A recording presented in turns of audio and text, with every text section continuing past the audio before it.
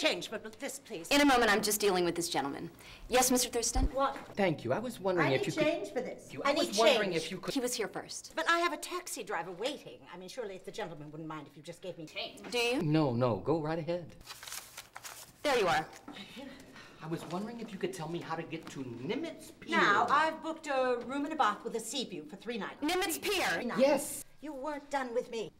Mrs. Alice Richards. Mrs. Richards? Mr. Thurston is the gentleman I'm dealing with at the moment. Yeah, what? Mr. Thurston is the gentleman I am attending to at the moment. Don't shout. I'm not deaf. Mr. Thurston was here before you, Mrs. Richards. But you were serving me. I gave you change, but I hadn't finished dealing with him. What? Nimitz Pier. Good This idea. wouldn't happen in England, really. This is the Manuel? most appalling service I have ever received. Could you lend Mrs. Richards a hand?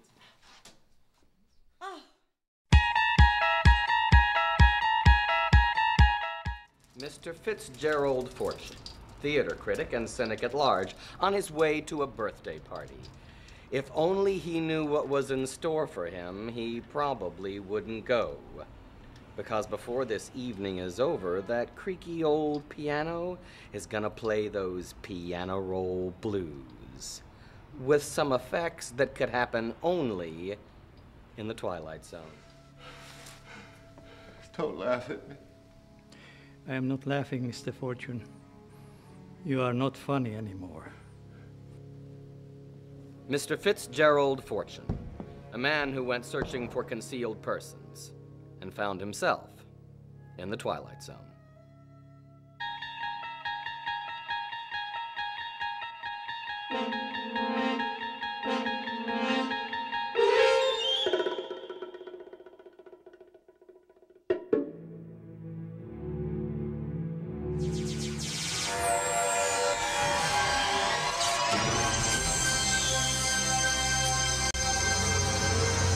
I'm so sorry that your companion isn't present to hear the tragic news. What tragic news, Zorak?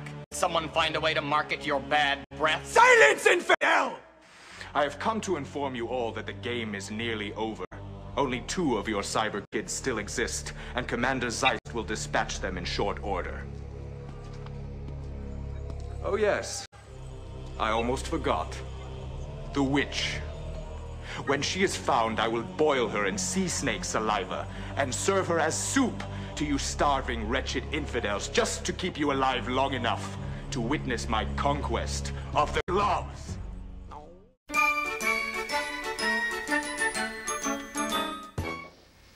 So, your name's Myrtle May?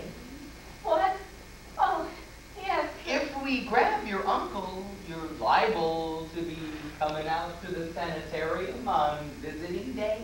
Oh, I don't really know. Well, if you do, I'll be there.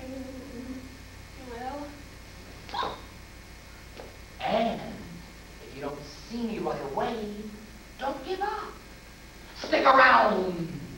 I'll turn up. You will? Oh, sure. Have you heard the doctor tell me to wait? Yes. Tell you what. While I'm waiting, I sure could use a sandwich and a cup of coffee. Certainly. If you'll forgive me, I'll precede you into the kitchen. Yes, sir. You're all right, Myrtle. What? Oh, the doctor noticed it right away. He don't miss a trick. Tell you something else, Myrtle. What? You not only got a nice build, kid, but you got something else, too. What? You got the screwiest uncle that ever stuck his puss inside our nut house.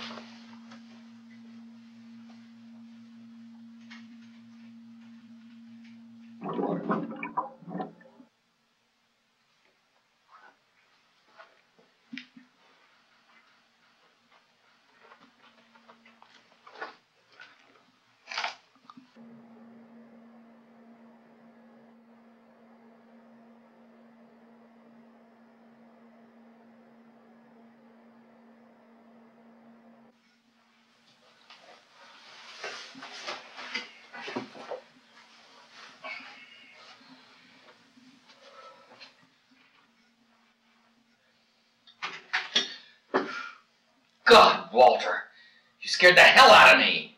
What are you doing here so early? I need to talk to you, Barton.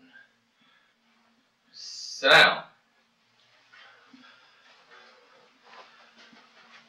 I've done something terrible. Well, I tell me what happened. I don't know where to... What kind of legal implications... Walter, what did you do? I've committed... sexual harassment.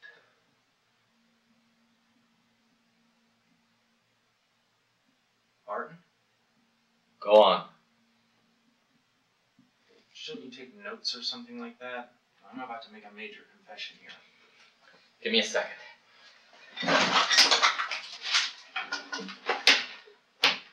Okay, what happened? I got it. Listen. This has been lighthearted because we're talking theory, but in reality, sexual harassment can have terrible consequences. The stakes are very high for the company. It can be responsible for co-worker harassment if it knew or should have known it was happening. If a supervisor is involved, it's responsible whether it knew about it or not. Not to mention the supervisor can face charges, and I'm not just talking the obvious lawsuit. I'm talking decreased job performance. I'm talking getting fired for committing it. Or quitting for fear of talking with someone about being sexually harassed. I'm talking your whole life turned upside down.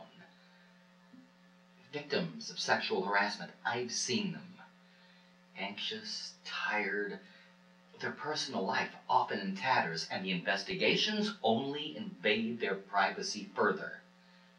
The perpetrators, they lose their reputation, their character is defamed, they may not work again. People embroiled in sexual harassment claims, they're often ostracized by their co-workers. Sometimes they have to relocate. Victim or perpetrator, this stuff follows you. We were having so much fun, Barton. And I had to ruin it. Nah, it had to be said. All right. Get out of here, kid, and stay out of trouble.